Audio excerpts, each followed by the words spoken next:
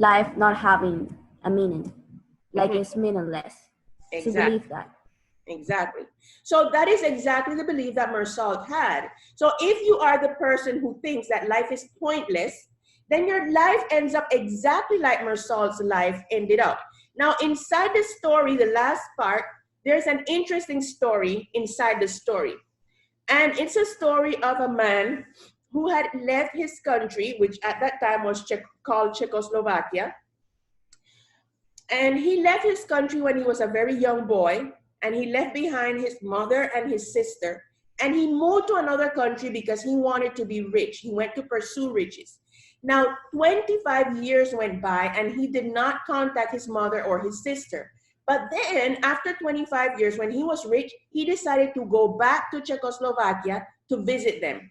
When he got back to his little town, he was told that his mother and his sister had this little hotel, okay?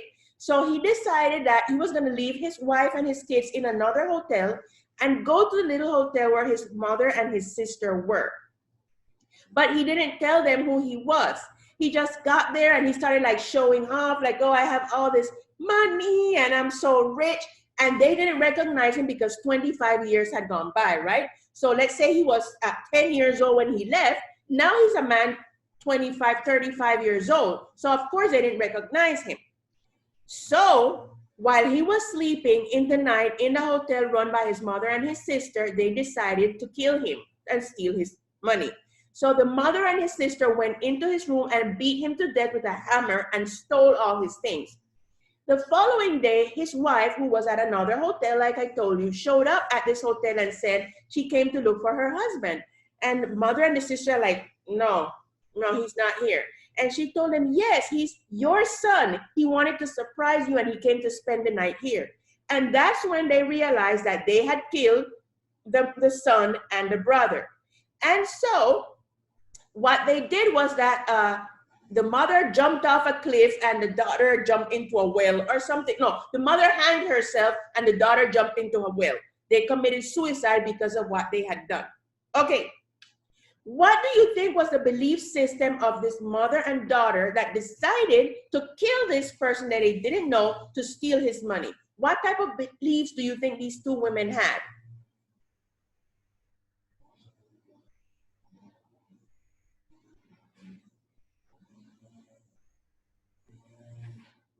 Am I on mute? Are you hearing me? Hello? Hello? Anybody here? Can you see me? Tell me, people, what are the belief systems of a mother and daughter who would do that? What do they think about life, for instance? What is your opinion about life?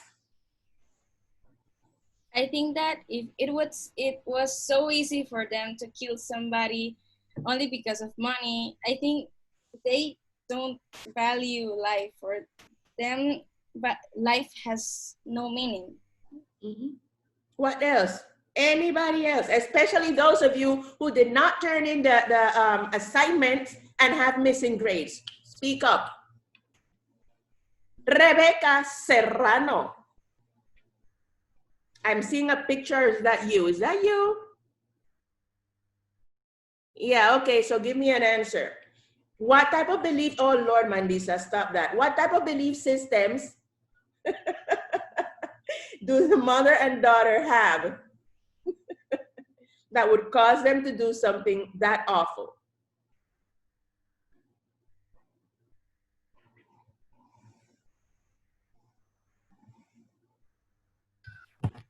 Like, we're gonna get whatever we want, no matter who we kill, who we hurt. Doesn't matter. Let's take what we want, and that's all. Okay, so if they did not assign a lot of value to life, what was valuable for them? What was valuable for these people? Rebecca, I'm still waiting for your answer. Yeah, you have a nice smile. Yes, smile, but also answer.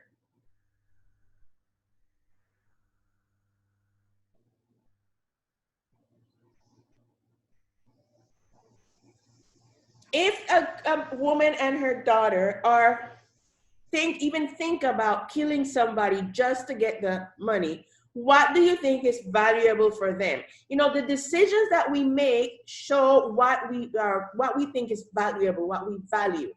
Okay, so the question is, what did those two women value?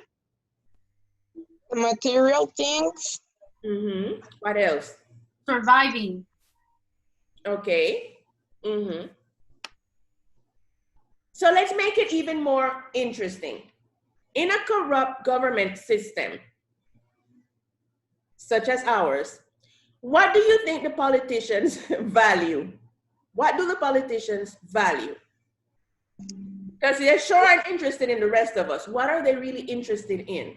There's status and the amount of money they can get from the people Okay. that believe in them. Perfect. What else? Gain the interest of people. What do you say, Mary? Gain like the interest of people, like to believe in their party or something like that. Okay. But there's one word I haven't heard any of you mention, and it starts with a P. Power. Power. Exactly. Power. Power. Why are people so desperate for power? Why are people willing to do whatever it takes to be in a position of power? What's the deal with it? Yeah. Because the control. Okay, wait. Let Rebecca Serrano speak, because she owes me a ton of grades.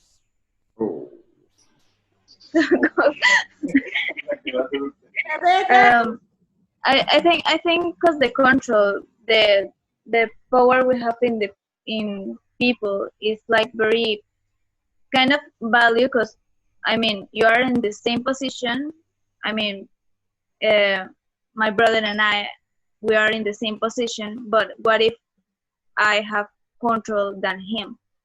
I control him. So this is like kind of control that it's I don't know how to say it. Like we want to be better than the other, I suppose.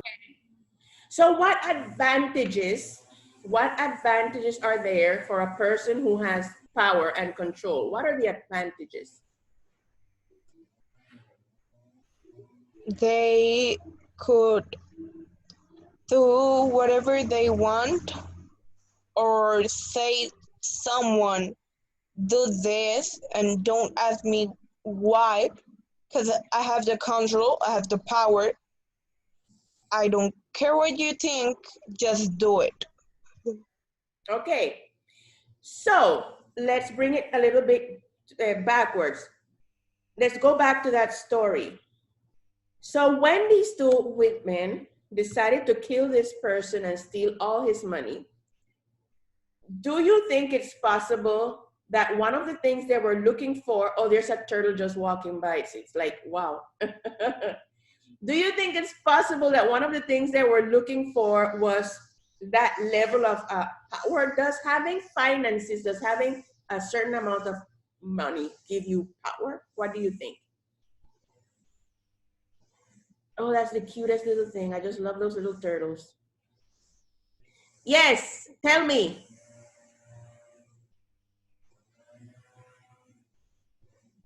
Does having a certain amount of money give you power? What do you think? Yes. Yes. What else? Somebody else was saying something else. I think that no, because it depends on how do you use the money. Mm-hmm. Not just because you have the money, you have power automatically. How do you say that? Yeah, automatically. Yeah, that. But it brings you really close to having power. Because when you have a lot of money, you can just go anywhere and buy anything and practically do anything. Because look at what happens. Look at what happens here in Panama. All of you have heard the term of coima, right? Everybody knows what coima is. What's coima? Who wants to tell me? What's a coima?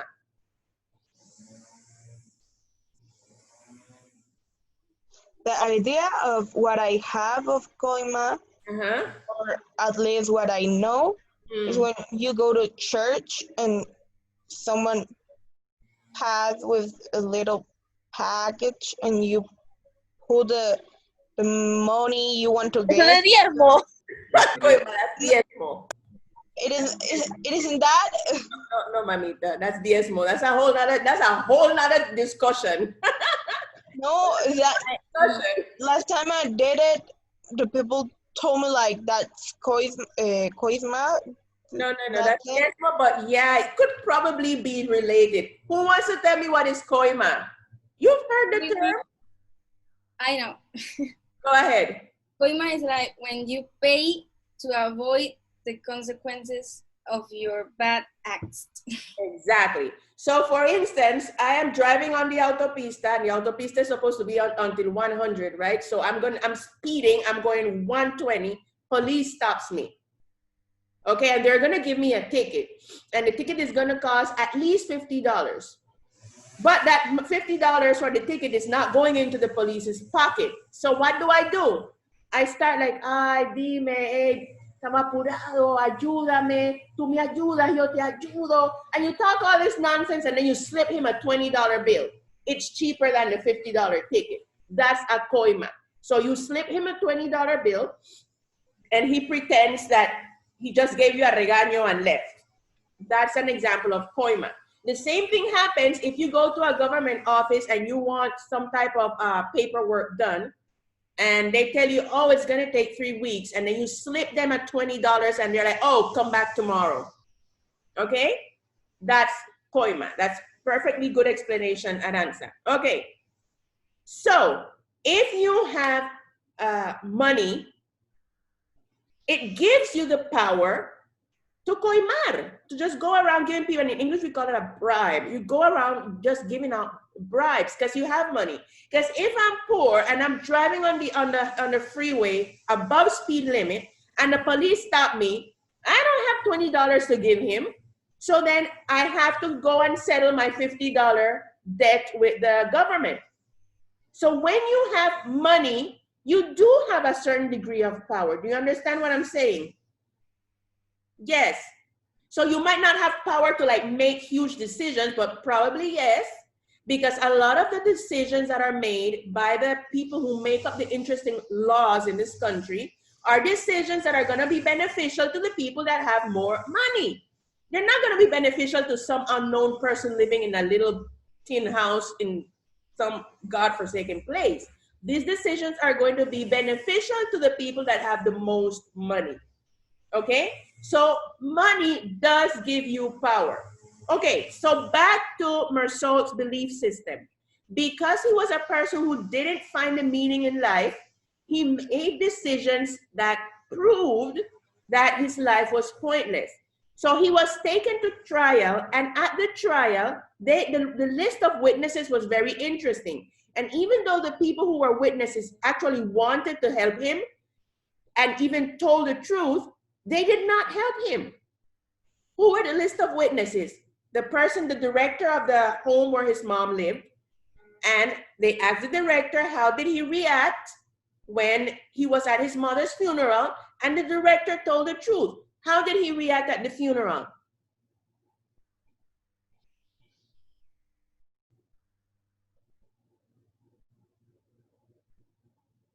What was his attitude at his mom's funeral?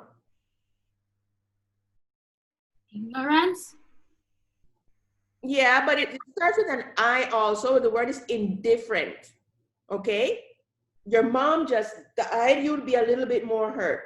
Then the other witness was the caretaker.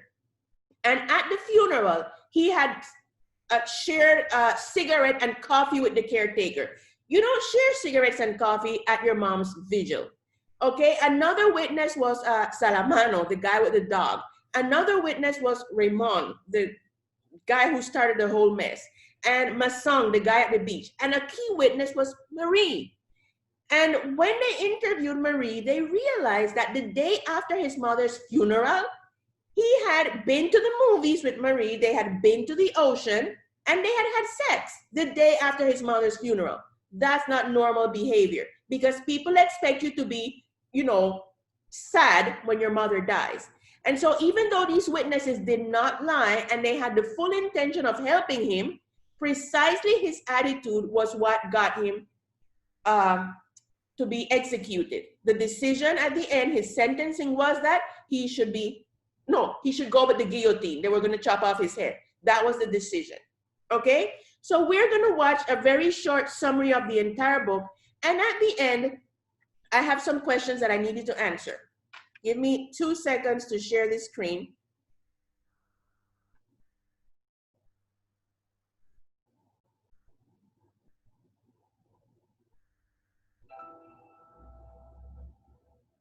The Stranger is about a guy who thinks the universe is absolutely pointless. That's why he's completely unfazed when his mother dies. He takes a bus to the city where she had been living and rejects the funeral director's offer to open the coffin.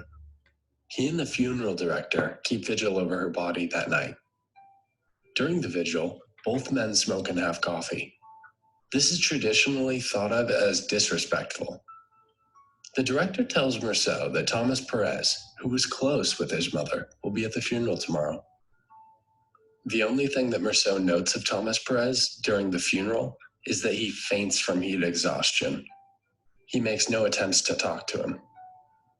In Chapter 2, Part 1, the day after the funeral, Meursault is back in Algiers. The first thing he thinks about in the morning is whether his boss is mad at him for having a 4-day vacation. He shrugs it off and goes to the beach where he meets an old coworker, Marie. They go on a date and she stays over at his place. When he wakes up the next morning, she's gone and he people watches on the balcony until noon.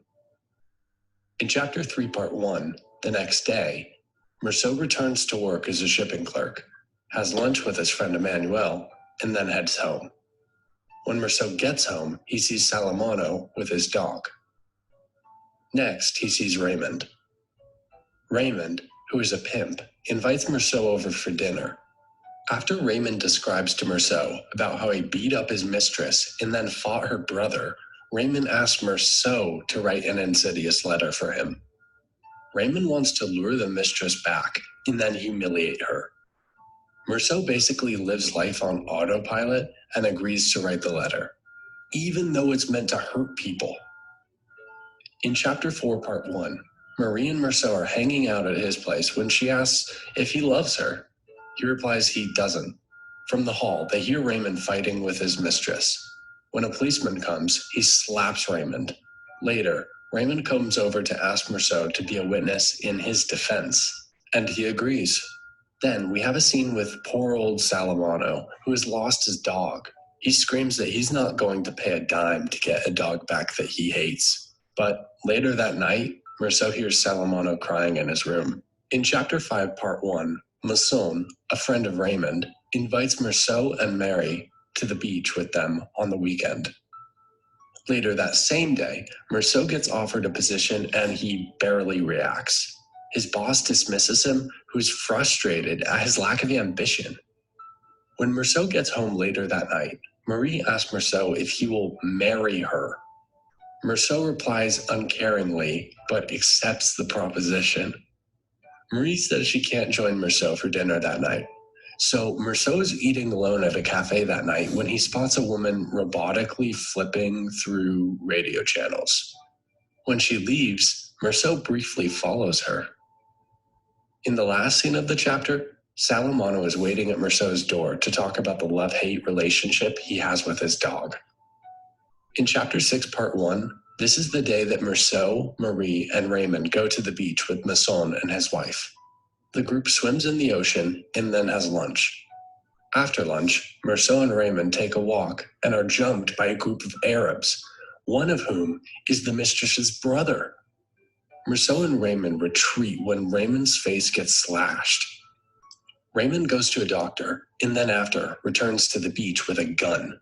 Meursault takes it from Raymond and sends him back to the beach house. Meursault is going to finish his stroll on the beach alone.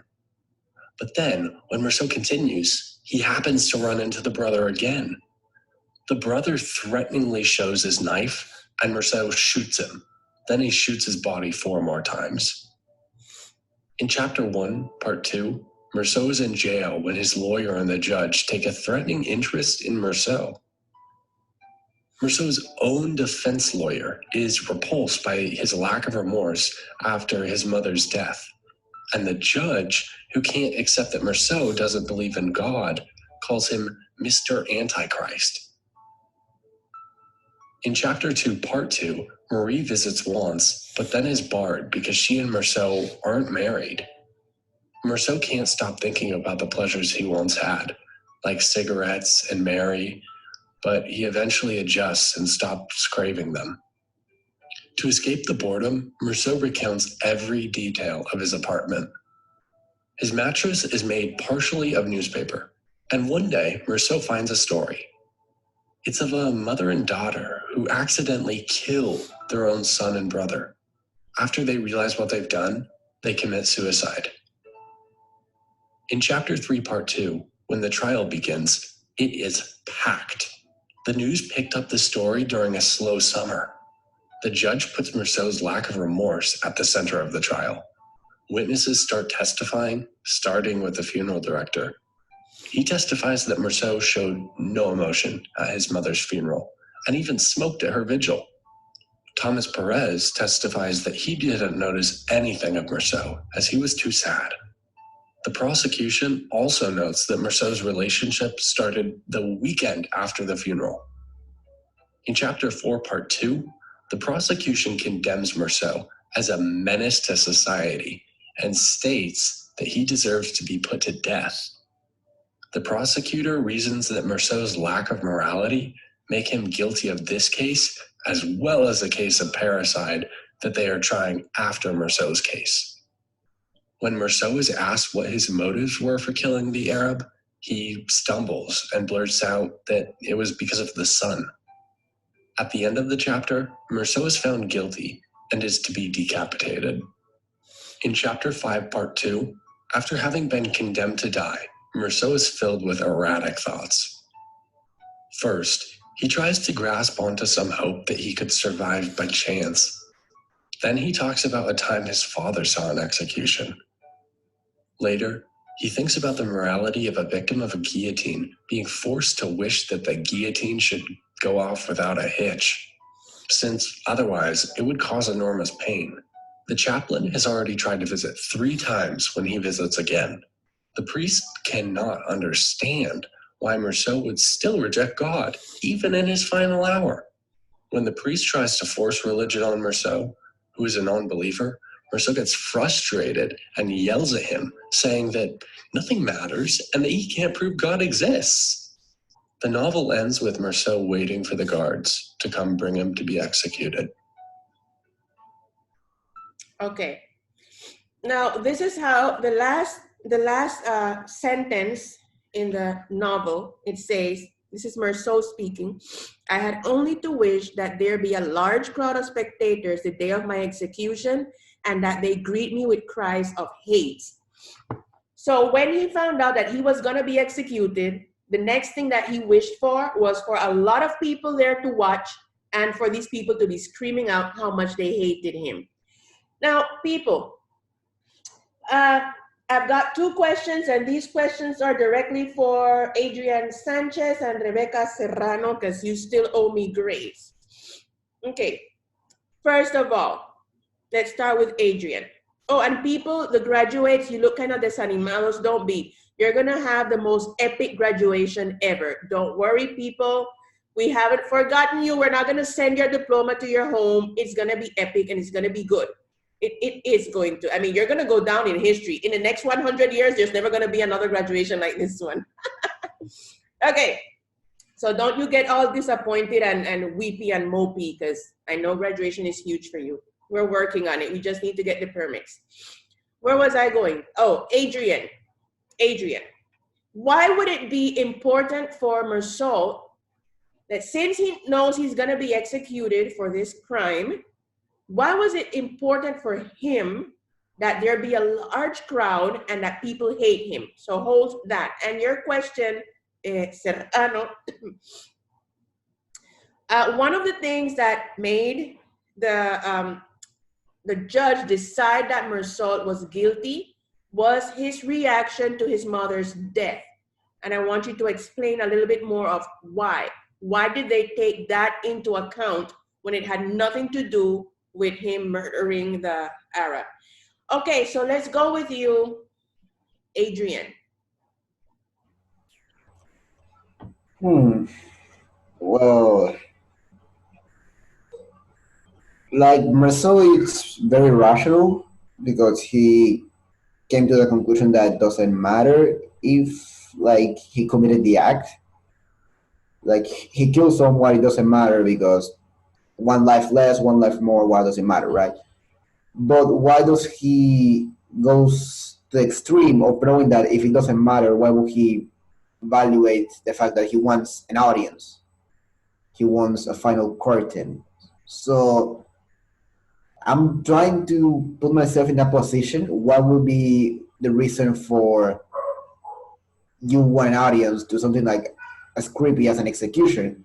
So I think it's more about the final act of your life, more of like your final performance.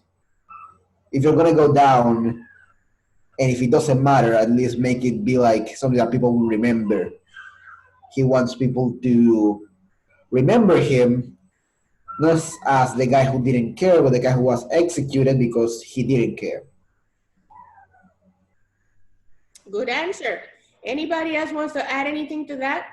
There's an interesting thing that the only thing that Meursault's mother, ever told him about his father is that his father had once been to an execution and he came back and vomited the entire day. He was just like really sick, like the whole day. Okay, so that's the only thing that Meursault remembers of his father. So then my question also for any of you, before we go to Rebecca's question, is what is the fascination that humans have with watching another human die? I mean, like, why did people go to executions, whether it's hanging or the guillotine or electric chair or whatever? Why do you think there are always people who want to be spectators to watch somebody die? Who wants to answer that question? Somebody I haven't heard of in a while. What about you? Moises, you answer that. Well, I think that there's a certain fascination with people that die because nobody knows what happens after death. And so it's really, I don't know, it's like, how do you say morbid? Morbid. It's morbid for people to see that, but there's still like that curiosity because it's not something that you see every single day. And well, it's kind of morbid, but you still have that itch to watch that. And the rest of you, would any of you go to an execution? No? So what if the person who's gonna be executed actually killed somebody that you loved? Would you go to make sure they're dead? No?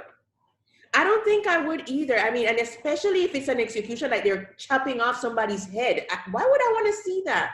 But there are a lot of people, and also in the previous book we saw this, that people, there's a group of people or a certain type of people who tend to be completely fascinated by watching somebody die. I don't get it. Okay, Serrano, let's go with your question. Your question was, why did his attitude toward his mother's death, why did it become so important in this court, in this trial, even though it had nothing to do with it? Okay, I think that they take this point like really important because it's like what you will do if one person his mom died and this person didn't react or didn't feel anything.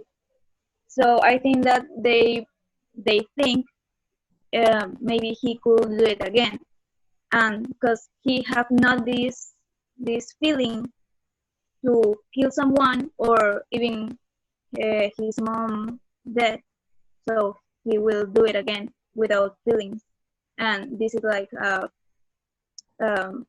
very dangerous, I think, for the society.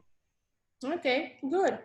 Hey, Layali, do you think that his reaction to his mother's death, it tells anything about his character?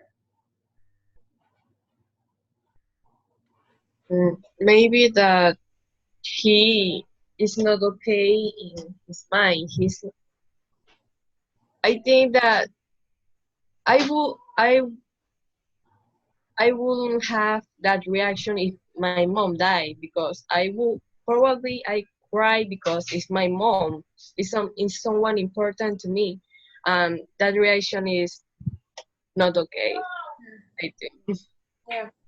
And Natalie Rodriguez, right during the time in which his case was in trial, Meursault's case was in trial, there was also another case of what they call a parricide, which was a case in which somebody killed their father. What do you think makes somebody want to kill their mother or their father, Natalie? Can you repeat it again, please? During the time that I didn't understand. During the time that Meursault's case was in court, there was also another case of a parricide, and they defined parricide as a boy who had killed his father. So what do you think it is that prompts a person to want to kill their mother or their father? Because this is very popular. I don't know if you watch stories, probably you shouldn't, don't, but it's a very popular thing. What is happening in somebody's mind that would inspire them to kill their mother or their father? I don't know why should they do that if my parents are not doing nothing to them. So you think that if the parents did something to them, that would like justify them killing their parents? No, because we are no one to judge a person. Okay. So who wants to give that? We just we just what? We can be taking those decisions if it's just an action. Mm-hmm. Okay. What about you, Diane Otero? What's your opinion about this thing where kids are so angry at their parents that they kill them? Do you think that is ever an option, or what do you think of that? I think that's not an option. First of all, that kids have really bad mental problems, but maybe that mental problems are caused by some aggressive actions or other things that their parents have done to them. Okay. And Amir, tell me something, Amir. Do you think that the fact that Meursault didn't think that life had any meaning, do you think that's the reason why it was so easy for him to kill this person? Yes, I think so, because it's like I don't care about my life. Why I even care about life of other people? It's like if I come to kill other people, it's like I don't really feel nothing, because it's their life. It's not mine. Mm-hmm. Yeah. And He had like the usual mental of a serial killer. Yeah, yeah, exactly. Mary Ruth, whose forehead I've come to know very well. Mary Ruth, do you think that a person who thinks that life has no meaning also thinks that death has no meaning? You think both things go together? Like if I think that life is pointless and death is pointless, is that the way it works? Maybe because if they have like he has like his life has like no sense, maybe nothing they it's like, oh, I did, okay, I'm going to live all the time. I don't know, I really don't know. Okay. I think if a person don't don't care anything and don't have like a reason to be, maybe they don't gonna uh, be interested of what happened if they are dead or pasa otra vida. Moves on to another life. Yeah. Okay, so the next students that I'm gonna call out, and we're gonna finish with this, I want each one of you to tell me one important lesson that we can get from this story. So that's gonna be Daniel, Nesim, Sarah, and who else is hiding here that I haven't heard from today? Basically those three. Daniel, Nesim, Sarah. Each one of you, one important lesson that we can obtain from this story. Let's start with Daniel.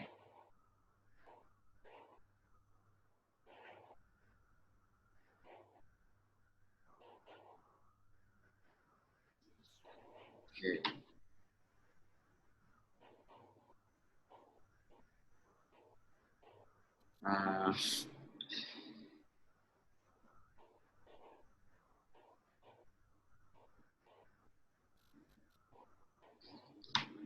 Uh, I think okay, I'm not sure. I'm not sure. I need to think. I don't listen. What? Yeah. I can be the last one. Okay, Nasim, Sarah, who wants to go? One important lesson from this story. So I think one important lesson is we shouldn't take life for granted, you know? We should care more about our decisions in life, and not only about our lives, but others' lives, you know, because everyone is important, even ourselves. So if we take life for granted, sometimes we can lose opportunities that, well, they aren't going to repeat themselves. Some opportunities are like once in a life. So yeah, don't take life for granted. Love your mom and dad, your family, because they're important too.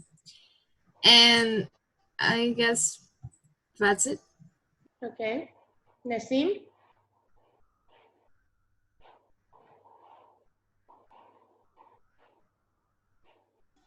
Give me a second. I thinking about it in a more of a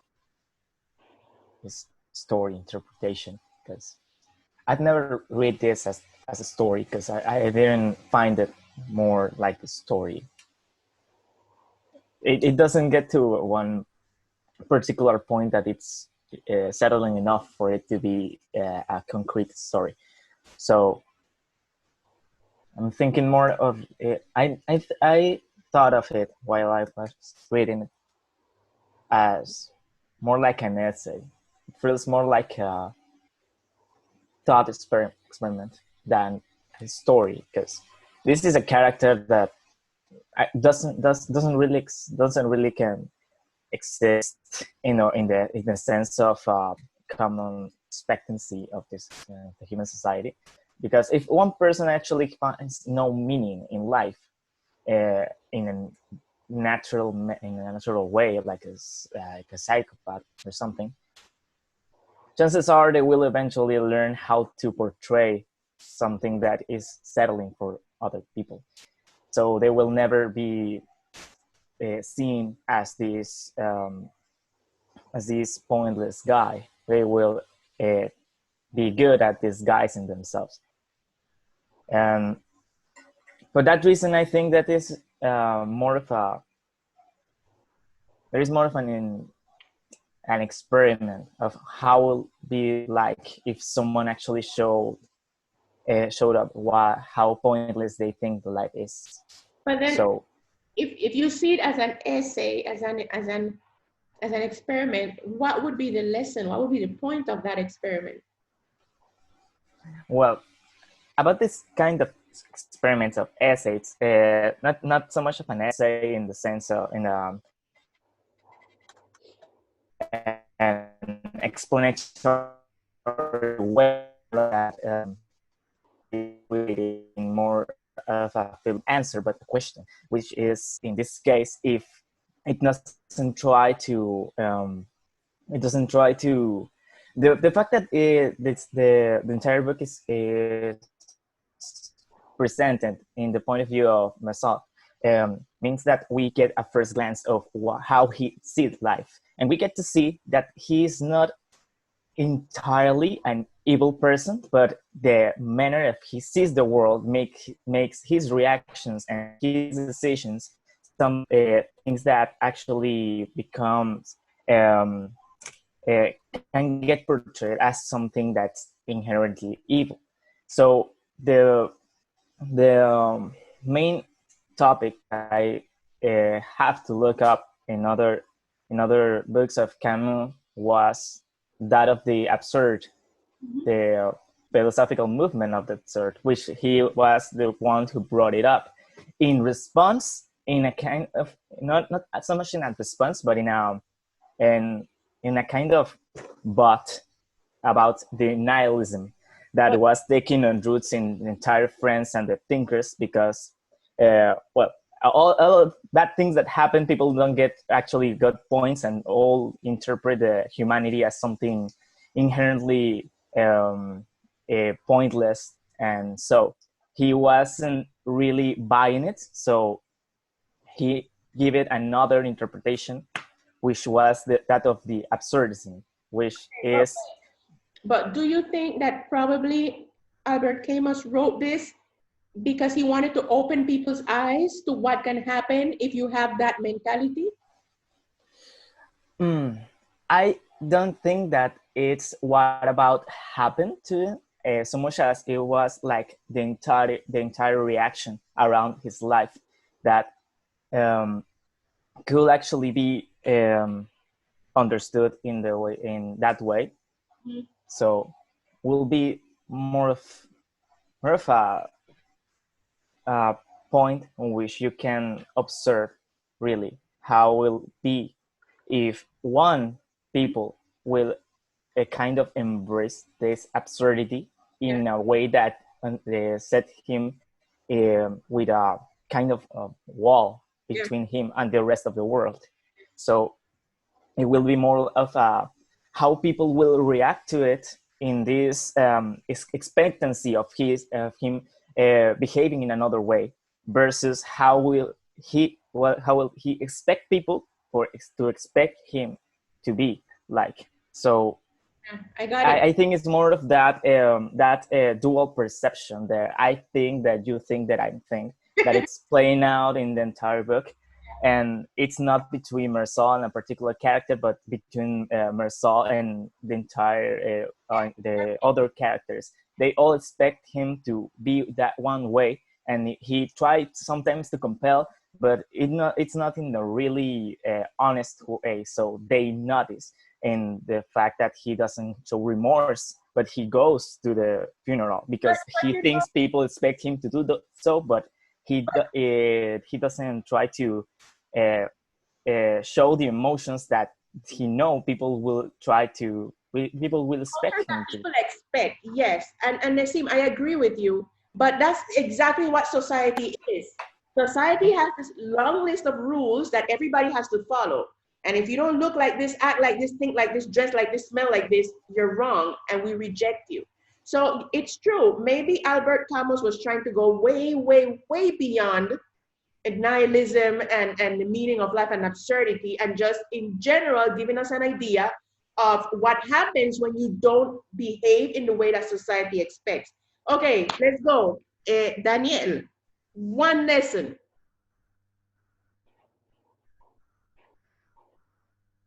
Okay, like morality, something like that. Yes, okay. Morality, I think that most important aspect of life.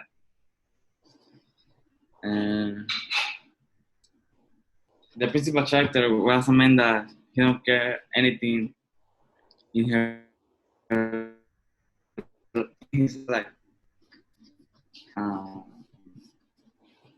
Menos less than other life of other men. Less than other life of another man or another people.